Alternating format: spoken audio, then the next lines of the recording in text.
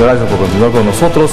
Estamos hablando de descentralización y tenemos el gusto de presentar al doctor César Villanueva Arévalo. El doctor César Villanueva es presidente de la región San Martín. Según algunos entendidos, la región que mejor ejecuta su presupuesto, una de las que va, digamos, adelante todas las regiones. Y también es presidente de la Asamblea de Gobiernos Regionales.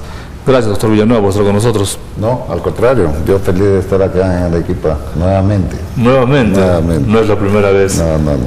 Bueno, la Asamblea de Gobiernos Regionales, ¿tiene alguna propuesta? Acabamos de escuchar al arquitecto Raúl Molina, el diagnóstico que nos ha hecho, como el proceso de descentralización, a su entender, ha perdido el rumbo, no le interesa al gobierno, nadie sabe cómo hacerlo. Su diagnóstico también respecto a que el actual diseño del Estado fue pensado en la escasez y no en la, entre comillas, abundancia que tenemos ahora. ¿Esta Asamblea de Gobiernos Regionales tiene alguna idea sobre el tema, alguna propuesta, alguna visión?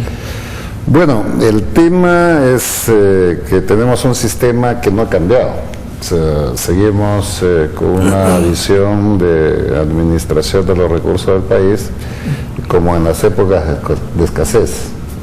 Y cuando ahora tenemos mejores condiciones, no hemos aprendido a manejar esas mejores condiciones.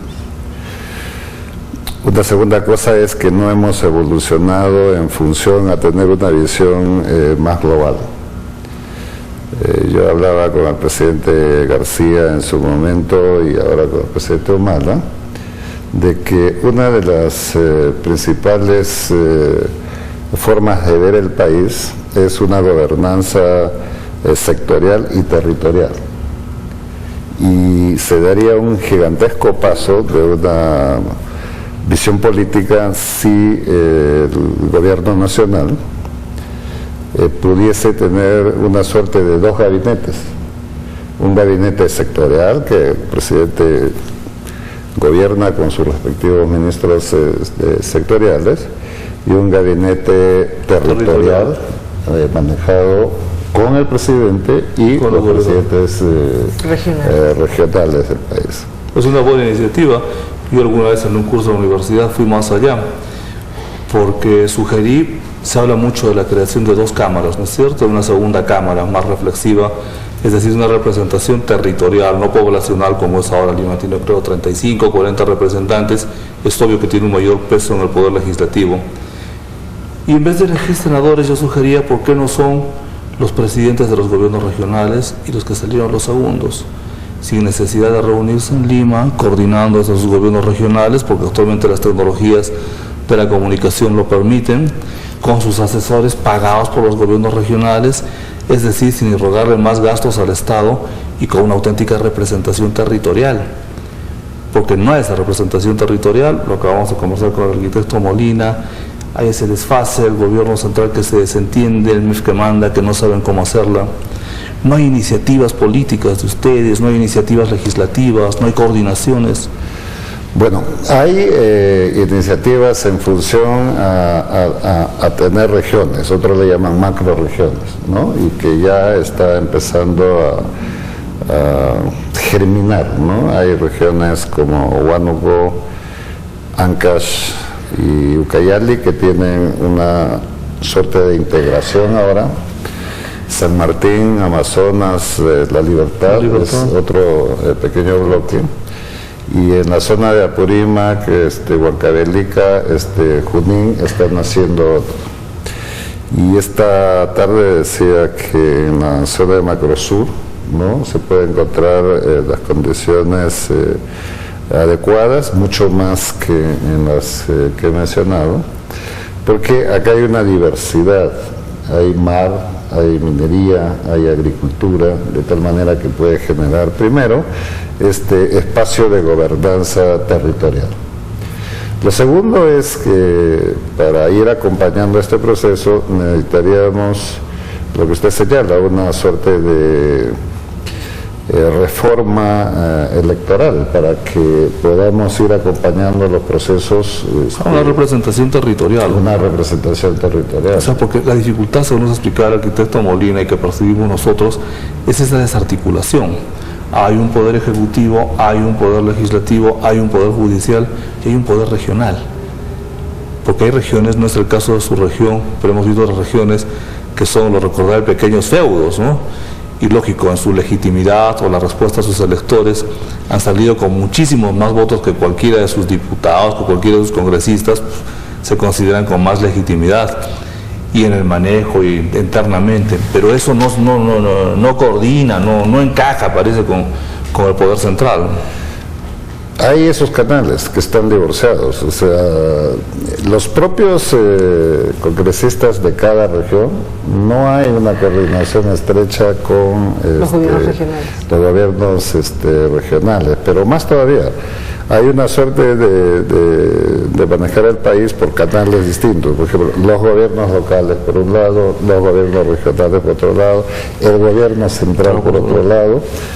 Y es una locura porque toda esa desarticulación lo que genera es más costo para el país, ¿no? Más duplicidad de funciones, demoras. Pero yo quería centrarme un poco en función cómo generar una nueva visión en el país. Si eso no va acompañado, escuché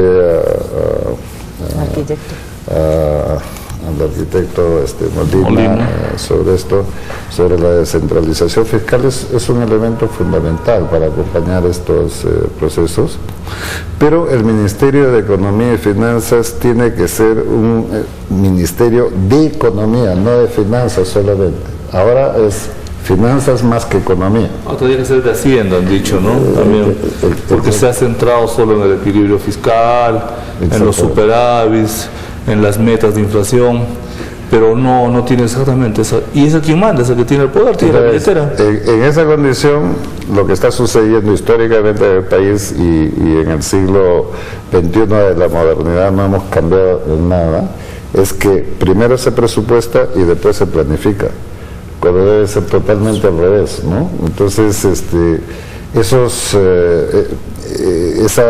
ese sistema no ayuda a que el país pueda tener una mayor flexibilidad y funcional territorialmente, ¿no? Pero ese es el diagnóstico. En todo caso, a través de esta organización de los gobiernos regionales, ¿qué se está haciendo para que se pueda viabilizar mejor este sistema con el Ministerio de Se está trabajando intensamente en lo que es empujar la descentralización fiscal. Esa es una de las grandes tareas, no es una tarea sencilla porque hay una reconcentración, siempre hay un temor a descentralizar, porque nos ponen los ejemplos de lo que sucedió en Argentina, básicamente. ¿No? Para que entiendan un poco los televidentes que de repente no están en contexto, si es que las regiones manejan sus impuestos, por decirlo en términos sencillos, también manejan su deuda. Tendrían que manejarla, tienen el mismo derecho, y si manejan su deuda se endeudan como quieren, y si la región Cusco, que tiene un montón de plata, le paga 100.000 soles a su presidente regional, pues el de Huancavelica va a querer lo mismo y se arma lo que ha pasado en Argentina, que es un desastre. Pero esa no es la forma, hay otras formas. Hay otras formas, o sea, yo tengo endeudamiento con eliminación de exoneraciones, yo no tengo canon de ninguna naturaleza. Sí. Entonces nosotros, para formar un fondo regional, un fideicomiso, hemos tenido que eliminar exoneraciones y tenemos endeudamiento. Entonces el endeudamiento se puede marcar por dónde vas. No es un endeudamiento para hacer un monumento o una plaza de armas o un palacio del gobierno regional o municipal, sino es para agua y saneamiento que necesitamos en este país. Pero también hay un problema, yo creo que hay un problema que es de fondo, que es la raíz del problema, que habría que hacer una deconstrucción del sistema jurídico. Abrumados por la corrupción, hemos invertido los presupuestos, las presunciones que señala el derecho. En vez de presumir la inocencia de la gente, presumimos la culpabilidad. Y en ese sentido, en vez de presumir que el funcionario público va a actuar con corrección y lo va a hacer bien, presumimos que es un ladrón y le ponemos tal cantidad de controles anteriores que lo atamos de manos. Cuando lo correcto sería volver a la presunción inicial: es un funcionario honrado, gasta como quieras y después te revisaré si fuiste honrado. Pero al haberse invertido esa presunción, todo se ha amarrado. Sobre la base de lo que usted señala, es un país de la desconfianza, Claro. de las sospechas. Sí. hasta cuando tú tienes algo exitoso, ¿no? O algo bonito, lo que haces es ponerle una jaula de tal normatividad que lo vuelves preso a ese elemento exitoso, ¿no es cierto? Es que el ladrón cree que todos son de su condición, pues en Lima. Exactamente. Entonces, sobre esa base se ha hecho la normatividad, se generan estas políticas de control. Todo control es bueno, siempre y cuando no sea una cabeza de fuerza que no deja generar la imaginación y la creatividad. No podemos presumir nunca la culpabilidad y la mala fe. Gracias, doctor Villanueva, por habernos acompañado. Bienvenido a Arequipa. No, para mí siempre venir a Arequipa es venir a respirar aire y renovar las energías. Qué bueno. Tenemos nuevamente los próximos días con la CADES. CADES, sí, vamos a estar. Volveremos a convocarlo. Gracias nuevamente.